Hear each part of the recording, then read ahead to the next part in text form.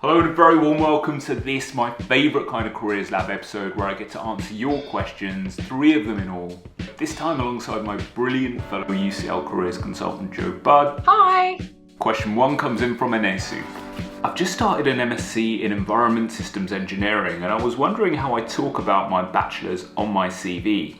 So do I simply state the degree, title and the grade? Do I mention my dissertation, the modules I took or the technical systems used? And it's a great question. It really depends on what you're using the CV to apply for.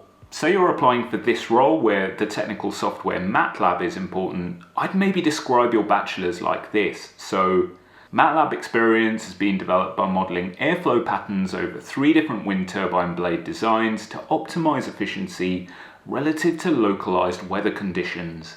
So showing your ability in respect to that top ranked thing from the job description.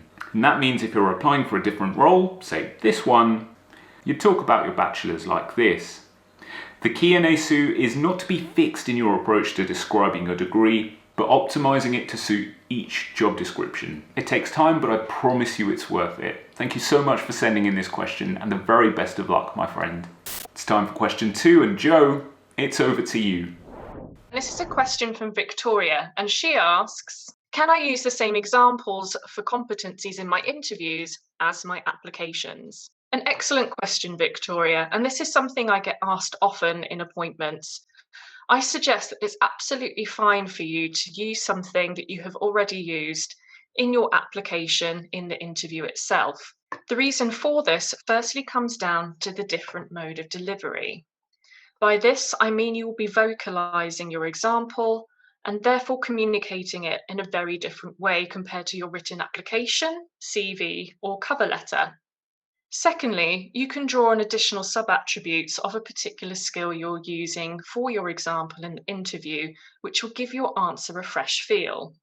And lastly, where it's okay to reuse your examples for a few of your competencies, it will also look impressive if you can go over each of your experiences and come up with a few examples for each of the criteria set out in the job description. This will take the pressure off during the interview if you encounter a moment where you forget one of your planned examples. I hope that answers your questions, Victoria. Let us know in the comments below. It's absolutely brilliant advice, Joe. Great stuff. Lastly, we have a question in from Nikolaos, and he asks, I have a bit of a stutter and a bit more when I get nervous, and I'd like your opinion on how I should handle it during interviews. Should I let them know beforehand? Is it going to be viewed negatively either way? Nikolaos, great question. My instinct would be to let the recruiting manager know about the stutter when you're invited for interview. And that's for 3 specific reasons.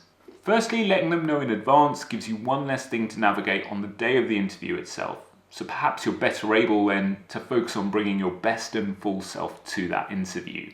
Secondly, you'd be giving the interviewer a chance to reflect on the interview and to do appropriate research if needs be. And they get a chance to give the rest of the interview panel a heads up. And third, you get to control the narrative. So very matter-of-factly saying something like, oh, by the way, I'd like to let you know that I have a stutter. It doesn't affect me all that much, but when I'm nervous, and no doubt I will be, I'm really excited about this role, it can affect me more.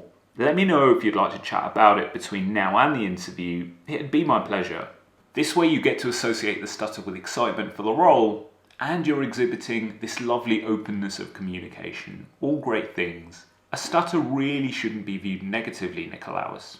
Recruiters are primed to look for evidence for skills, but I guess on the other hand, we can never know how everyone might respond. I feel like the optimal approach here, Nikolaos, is to assume the best in other people and to bring your full and best self to interview.